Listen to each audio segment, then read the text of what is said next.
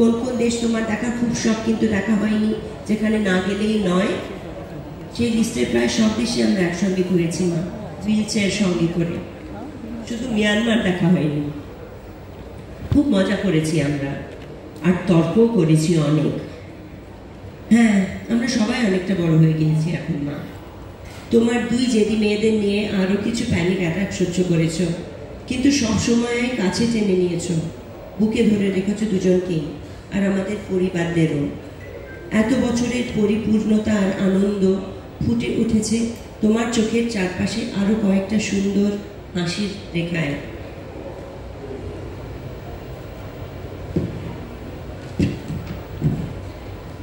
আমরা ঝগড়াও কি করেছি কম?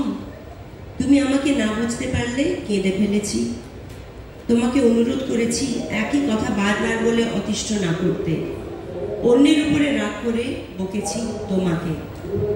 ভীষণ শঙ্কার সঙ্গে দেখেছি তোমার চিরকিশোরী চোখ জলে ভরে উঠতে, তখন ভয়ে জাপটে ধরেছি তোমাকে।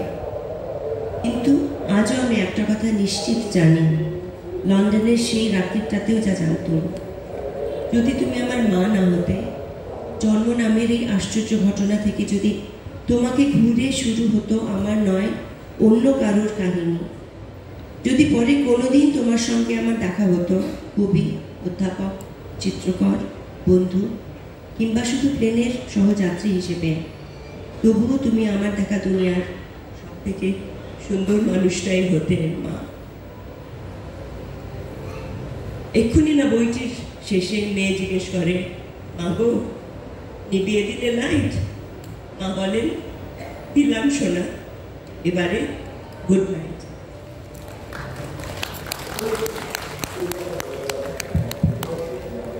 নন্দনাকে ধন্যবাদ নয়, কৃতজ্ঞতা, ওর এই ব্যক্তিগত সম্ভার আমাদের সকলের সঙ্গে সমক্ষে ভাগ করে নেওয়ার জন্য। এটার জন্য যে সাহস, যে জোর দরকার হয়, সেটা সব মানুষের থাকে না। স্বাভাবিক যে নন্দনা নবনীতাদির কন্যা, তার এই সাহস থাকবে। আর এই চিঠির মাধ্যমে তিনি এটিও বুঝিয়ে দিলেন যে নবনীতাদির কলমের উত্তরাধিকার তার হাতেও রয়েছে। আমরা চলে যেতে পারি সংযুক্তাদির কাছে। সংযুক্তাদি নবনীতাদির কবিতা নিয়ে, লেখা নিয়ে কাজ করেছেন, তার অন্যরকম ভাবনা আছে তাকে ঘিরে। আমরা একটু দেখি সংযুক্তাদি আমাদের এই অধিবেশনে কি আলো যোগ করেন।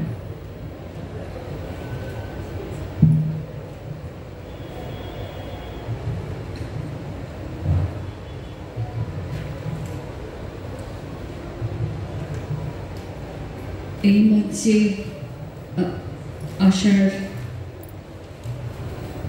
জন্যে আমায় আমন্ত্রণ সুজাতা ফোন করে প্রথম জানায়, এবং তখন সুজাতা এই কিছুদিন আগেই আরেকটি অনুষ্ঠানে আমি নবনীতাদির সম্বন্ধে বলেছিলাম, তখন সুজাতা বলেছিল যে ওর ভালো লেগেছে।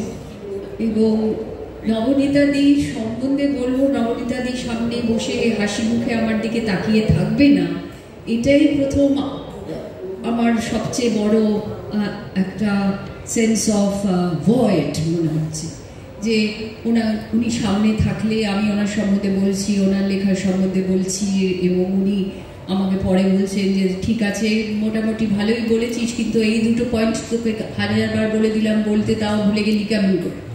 তা সুতরাং সেরকম একটা সম্পর্ক আমার বরাবর নবনীতাদির সাথে একটা বন্ধুত্বপূর্ণ সম্পর্ক ছিল, এবং সেটা প্রধানত গড়ে ওঠে, আমি ওনার মুগ্ধ পাঠকও ছিলাম, এবং পরে ওনার অনুবাদক হিসাবে বেশ কয়েকটি গল্প ওনার অনুবাদ করেছি, এবং নানান বিষয়ে ওনার সাথে আলোচনা করেছি। এবং আমাদের সবচেয়ে বড় কমন ইন্টারেস্ট যেটা আমাদেরকে টেনে এনেছে দুজনের কাছে, সেটা ছিল আমাদের উইমেন স্টাডিজ রিসার্চ সেন্টারের সাথে আমাদের অনেক দিনের একটা সম্পর্ক। এবং সেই ব্যাপারে সবচেয়ে আমারকে মনে হয় মোটিভেট করেছিল ওনার বই, যেটা সেটা থেকে শুরু। এবং সবচেয়ে আমার এই মুহূর্তে যেটা সবচেয়ে দুঃখের মনে হয়, যে 6ই ডিসেম্বরে আমার নতুন বই সীতা সিস্টার্স কিছু একটি কবিতার ভলিউম পাবলিশড হয় 7ই নভেম্বরে। নবনীতা দি আমাদের ছেড়ে চলে যান। আমার খুব আশা ছিল যে ওনার হাতে বইটি তুলে দিয়ে বলবো যে Sita sisters will carry your message forward, কিন্তু সেটা করতে পারলাম না। এই দুঃখ আমার সারা জীবন মনে থাকবে।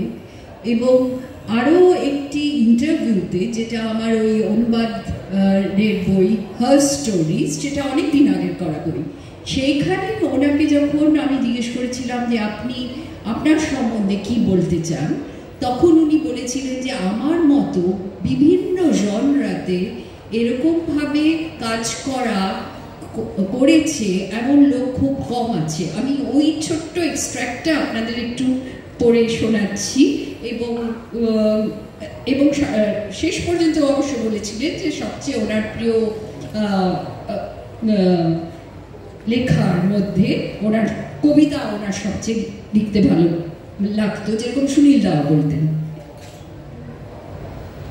উনি বলেছিলেন, I just want to add that I think I am one of the very few writers now who handle so many genres of literature that include poetry, short story, novel, travelogue, plays, translations, children's stories, belles lettres, essays, literary criticism and memoirs. Of the various genres, for me the most satisfying creative expression has been poetry. I feel prose devours poetry. A poet thinks in images and responds to the world in images. Prose is grounded in rational discourse. If poetry is visual, prose is verbal. সুতরাং আমার মনে হচ্ছে যে ওনার একটা ছোট্ট কবিতা, যেটা এবারে প্রকাশিত হয়েছে, ওনার দেশ থেকে যে বইটি আমাদের হাতে তুলে দেওয়া হলো রবীন্দ্র সদনে, নবনীতা দেব সেন রচনাবলী ভলিউম নাম্বার 2, সেখানে একটি কবিতা আছে যাও, ছোট্ট কবিতা। আপনাদের আমি এটা পড়ে শোনাতে চাই। যাও, যাবো যাবো বলে কি বেঁচেছি, যেতে যেতে কোথা দিয়ে উঠে এসে প্রকাণ্ড পাহাড় রুদ্ধ করে দিয়ে গেছে অলিগলি, রাস্তা, হাঁটা পথ। যেতে যেতে হঠাৎ হোঁচট খেয়ে ঠিকরিয়ে পড়েছি কোনো গভীর গর্তের মধ্যে, ফুটন্ত তরল দুঃখ একেবারে ডুবিয়ে দিয়েছে। যেতে যেতে কখন ঢুকেছি ঘোর সাপদ সংকুল দান্তের অরণ্যে। আমার তো বিয়েত্রিচে নেই, যাব যাব যাব তবু বলি, একবার যেতে চাইলে মুক্তি আছে আর? ঘুরে ঘুরে মুখ থুবড়ে সর্বাঙ্গ ঘুরিয়ে মেদ মজ্জা সমস্ত পুড়িয়ে তথাপি অনন্ত লক্ষ্যে নিরন্তর পৌঁছে যেতে চায়। এই নবনীতা দি কবি। আরেক নবনীতা দি পাবলিক ইন্টেলেকচুয়াল, যাকে আমরা অনেকবার অনেক রকমভাবে প্রতিবাদ করতে দেখেছি টিভি স্ক্রিনে, বিভিন্ন সময়ে বিভিন্ন রকম যেসব প্রবলেমস আমাদের দেশে তৈরি হয়েছে তার সম্বন্ধে অত্যন্ত আনইকুইভোকালি উনি সবসময় প্রতিবাদ করে গেছে। আরেক নবনীতা দি ছিলেন নারীবাদী। একজন সাংবাদিক ওনাকে প্রশ্ন করেছিল যে আপনার নারীবাদ খুব প্রচ্ছন্ন, আপনি খুব একটা যে ভীষণভাবে একজন খুব স্ট্রাইডেন্টভাবে একজন নারীবাদী সেটা বলা যাবে না। তাতে উনি খুবই যেন একটু ইরিটেটেড হলেন। উনি বললেন, প্রচ্ছন্ন মানে? আমার লেখা তো সবই নারী কেন্দ্রিক, রূপকথাও নারী প্রধান, আমার নারীবাদটুকু সর্বত্র ছড়িয়ে মিশিয়ে রয়েছে। আমার চেষ্টা মেয়েদের স্থানটি সামনে এগিয়ে নিয়ে আসা, কর্ম থেকে সরিয়ে কর্তার জায়গায় বসানো। আমার পৌরাণিক গল্পগুলিও তাই, সমাজের শিরায় শিরায় সঞ্চারিত করে দিতে হবে নারীবাদী ভাবনা, নারীর ক্ষমতা, নারীর প্রতি সম্মান। সেটা আলতো হাতেই তো ভালো, তাই না? পুরুষ বিদ্বেষ অদরকারি। নারীবাদ মানে পুরুষ বিদ্বেষ নয়, কিন্তু একটা ভ্রান্তিপূর্ণ সিস্টেমের বিরোধিতা করা হচ্ছে যেটা পুরুষের তৈরি। এখন চিন্তাশীল পুরুষরাও যার বদল চাইছে। তবে আমাদের নাতি নাতনিদের জীবিত দশায় শব্দটা, নারীবাদ শব্দটা পৃথিবীতে পুরনো আর বাসি হয়ে গেলেই ভালো। দূরের দিকে চেয়ে আমাদের এমন সাহিত্য রচনা করা উচিত নারীবাদ অদরকারি হয়ে গেলেও যার শৈল্পিক মূল্য ফুরিয়ে যাবে না।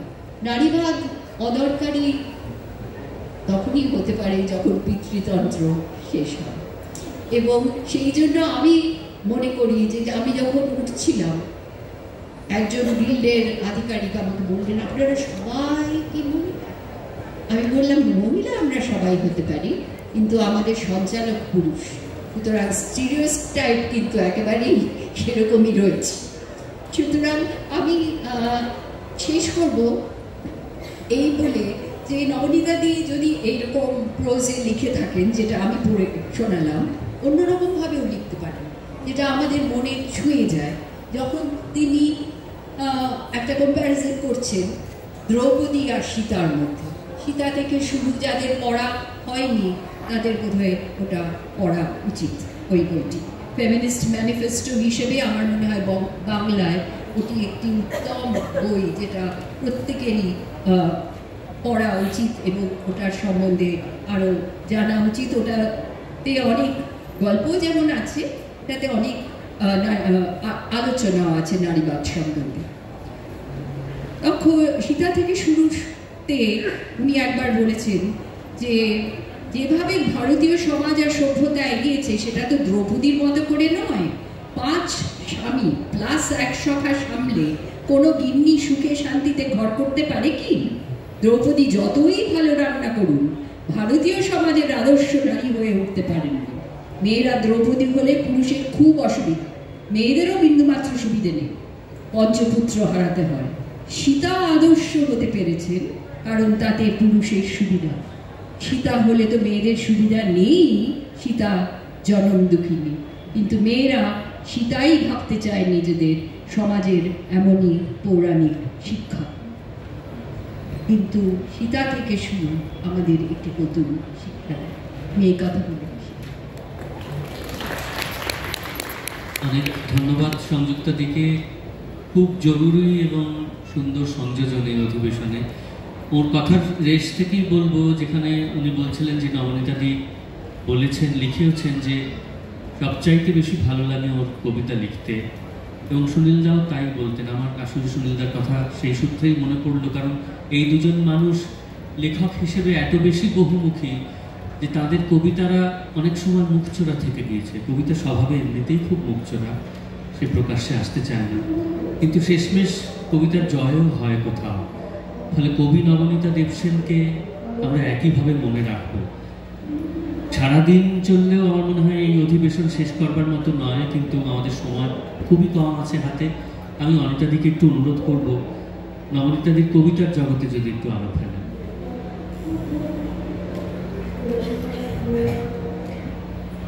নন্দনা যা বলছিলেন তারপরে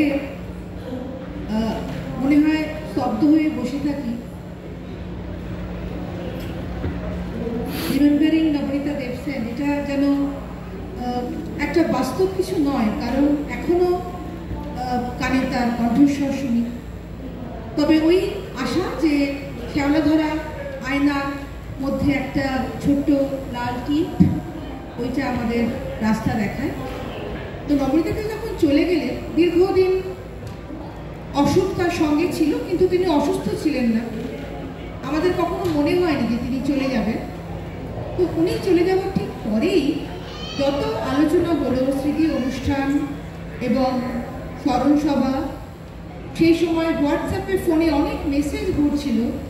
আমি খুব অবাক হয়ে দেখছিলাম যে তার কবিতার লাইন এই মেসেজের মধ্যে ঘুরে ঘুরে আসছে, এবং প্রত্যেকটি অনুষ্ঠানে তার সম্বন্ধে বলা হচ্ছিল কবি নবনীতা দেবসেন। এটা আমার একটা অদ্ভুত পরস্পর বিরোধিতার মতন মনে হচ্ছিল যে নবনীতা যদি থাকতেন তাহলে তিনি খুব খুশি হতেন শুনে, কারণ তার সবসময় মনে হতো যে ওনার কবিতাকে বোঝা, ওনার কবিতা যথার্থ মূল্যায়ন হয়নি।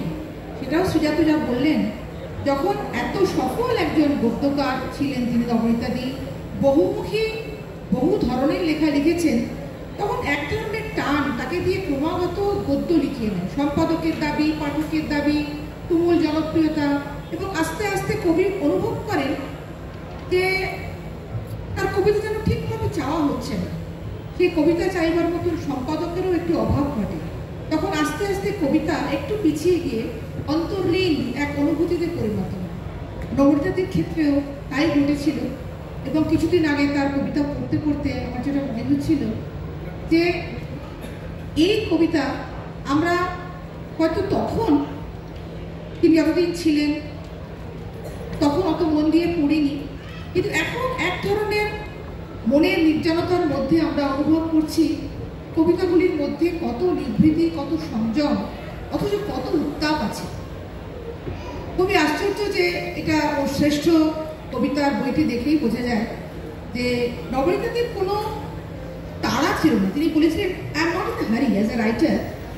তো কবিতার সেটা বহুদিন পর্যন্ত সেটিকে ঠিকভাবে নতুন কবিতা গ্রন্থিত করা হয়নি। নতুন কবিতার বইয়ের জন্য তার ঠিক কোনো তাড়া ছিল না, তার ফলে অনেক সময় নতুন কবিতার বইও তৈরি হয়নি।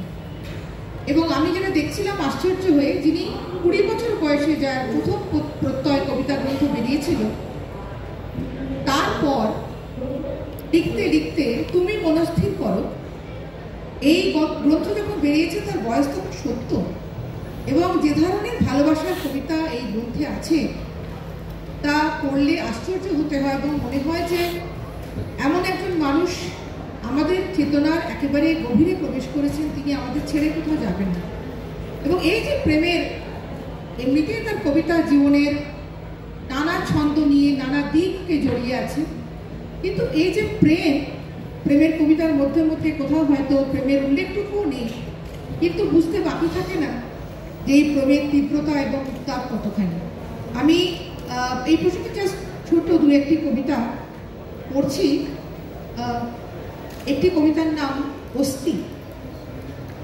ছোট ছোট মিথ্যা জুড়ে জুড়ে মস্ত এক সত্য গড়ে ওঠে, সেই সত্য আর সব সত্যকে গুড়িয়ে মিথ্যা করে দেয়, সেই মিথ্যা এখন জীবন। এই যে উচ্চারণ, এই উচ্চারণের মধ্যে যে ব্যক্তি আছে, এত হর্ষ উচ্চারণের মধ্যে যারা কবিতা লিখতে চান, কবিতা লিখতে ভালোবাসে এবং কবিতা পড়তে, আমার মনে হয় নবনীতা দেবসেনকে তাদের আরও একবার ফিরে পড়া উচিত। সময় কম, আমি আরেকটি কবিতা পড়ছি। এই কবিতাটির নাম ঘর। বারবার প্রণয় সম্ভবা, বারবার বিরহে সুন্দর, কবিতার জন্যে বুঝি তুমি বারবার দুঃখ খুঁজে নাও, কবিতার জন্যে ভাঙো ঘর। এবং এই কবিতার মধ্যে ততখানি আনন্দ আছে, ততখানি বিষাদ আছে। আমার মনে হয় যে আমরা যারা বহুমুখী প্রতিভার অধিকারী, তাদের নিয়ে অনেক কিছু আলোচনা করি, তার সঙ্গে যোগ হয়ে গেছে নবনীতাদির এক আশ্চর্য ব্যক্তিত্ব, যখন তিনি অচেনা পাঠককে আপন করে নিয়েছেন। এর কিন্তু একটা ছোট ক্ষতির দিকও আছে। এমন লেখকের যে বিভিন্ন শাখার লেখা, তার মূল্যায়ন হতে দেরি হয়ে যায়, গভীর অনুভব থেকে আমরা একটু দূরে থাকি। এবং আমার তো মনে হয় যে নবনীতা দেবসেনের কবিতার গভীরতম মূল্যায়ন করার এখনই ঠিক সময়। নমস্কার। অসংখ্য ধন্যবাদ অনিতাদিকে। খুব স্বল্প সময়ের মধ্যেও ঠিক কেন্দ্রে গিয়ে আলো ফেলেছেন যেখানে আলোটা পড়বার দরকার ছিল। আমাদের সময় সংক্ষিপ্ত, আমরা বাণীদির কাছে চলে যাব। স্বভাবতই বাণীদি নিজে এতদিনকার গদ্যের মানুষ, আমাদের এতদিন ধরে গদ্যের ছায়া দিয়ে আসছেন। নবনীতাদির যে নানা ধারায় বিভক্ত গদ্য প্রবাহ, সে নিয়ে যদি বাণীদি তার নিজের মনের কথা একটু আমাদের শোনায়।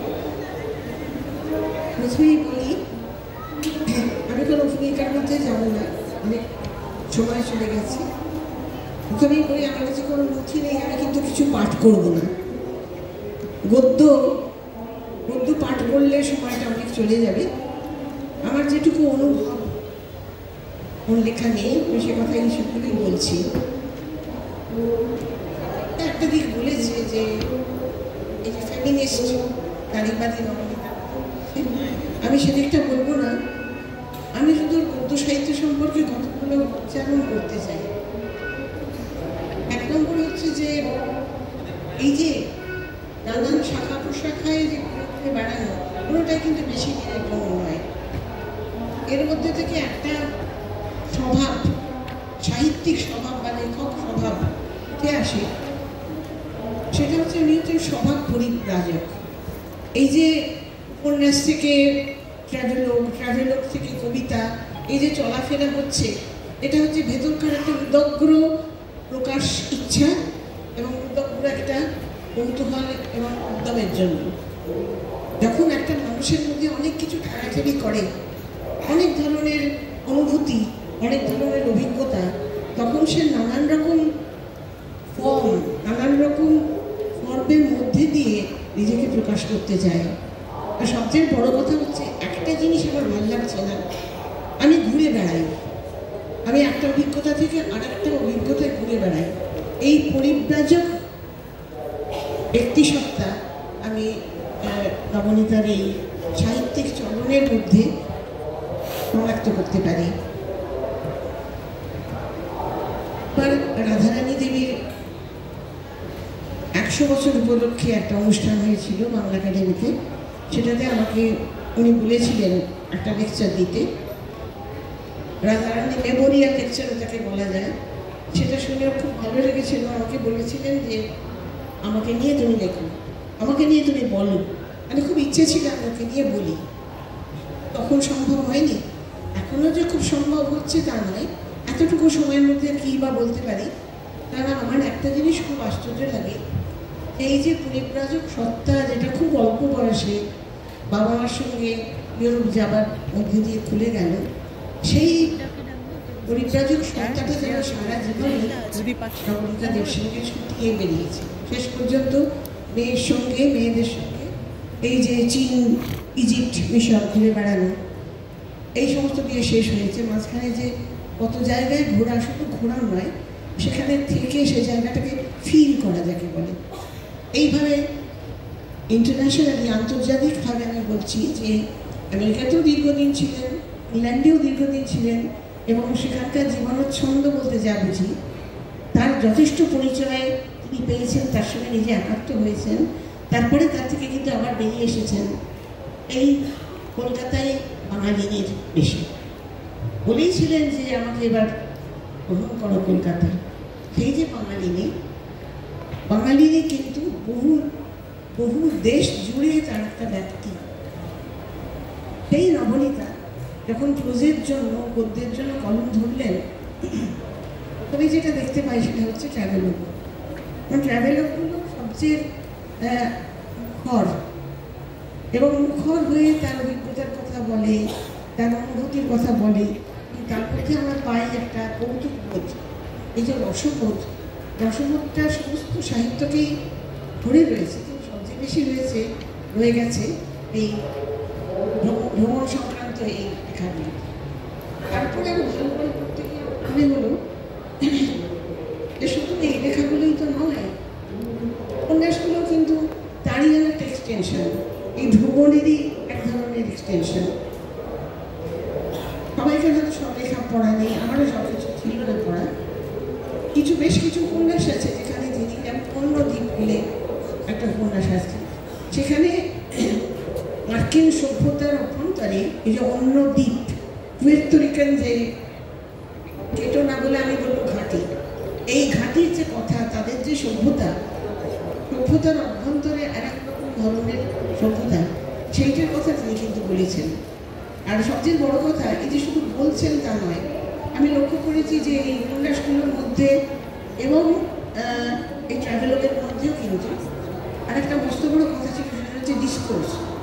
সমস্ত উপন্যাসের মধ্যেই কিন্তু এই যে ডিসকোর্স, একটা তুলনামূলক আলোচনার ব্যাপার আছে। তার তুলনামূলক সাহিত্য দিয়ে তার শিক্ষা, সেটা যেন তুলনামূলক হতাটা, এটা যেন তার নিজের সাহিত্য সেই জন্য অন্য দ্বীপে দাঁড়িয়ে তার পুয়ের্তো-রিকার যে অংশ, সেইখানে দাঁড়িয়ে কিন্তু তখন তিনি ভারতবর্ষের দারিদ্র্যের সঙ্গে আর এদের দারিদ্র্যের তুলনা করছেন। দু জায়গাতেই ফুল যখন রাহাজানি, নিজেদের মধ্যে মারপিট, নানান রকম ধরনের পাপ, ড্রাগ পেডলিং ইত্যাদি ইত্যাদি সমস্তই রয়েছে। শেষকালে একটা মন্তব্য করছেন যে এদের তবু একটা শেয়ার করারও একটা ওয়াশরুম আছে। আমাদের এইভাবে তুলনা এবং অন্য প্রসঙ্গ যাকে বলে ক্রস রেফারেন্সেস টেনে আনা, এইটা হচ্ছে কিন্তু এই গদ্য সাহিত্যের একটা ভীষণ মস্ত বড় একটা পয়েন্ট, যেটা ওটা যেন না হারাই। সারা জীবন ধরে যে অভিজ্ঞতা হয়েছে, যা ভেবেছেন, যা পড়েছেন, যা চিন্তা করেছেন, তার সবটুকুই নির্যাস কিন্তু এই গদ্য সাহিত্যের মধ্যে আছে বলে আমি মনে হয়। অসংখ্য ধন্যবাদ রানীদিকে। সেই সঙ্গে বাকি 3 বক্তার কাছে আমরা কৃতজ্ঞ ALF এর কাছে, কলকাতা লিটারেচার ফেস্টিভ্যাল, যারা এই মঞ্চকে আজকে এই আলোচনার মধ্যে নিয়ে এলেন। আমার মনে হয় নবনীতাদিকে নিয়ে দ্বিতীয় পর্যায়ের আলোচনা শুরু হলো তিনি চলে যাওয়ার পর, এবং এই আলোচনা কিন্তু দীর্ঘ সময় ধরে চলবে, তার নতুন মূল্যায়ন হতে থাকবে। আপনাদের সকলকে অনেক ধন্যবাদ।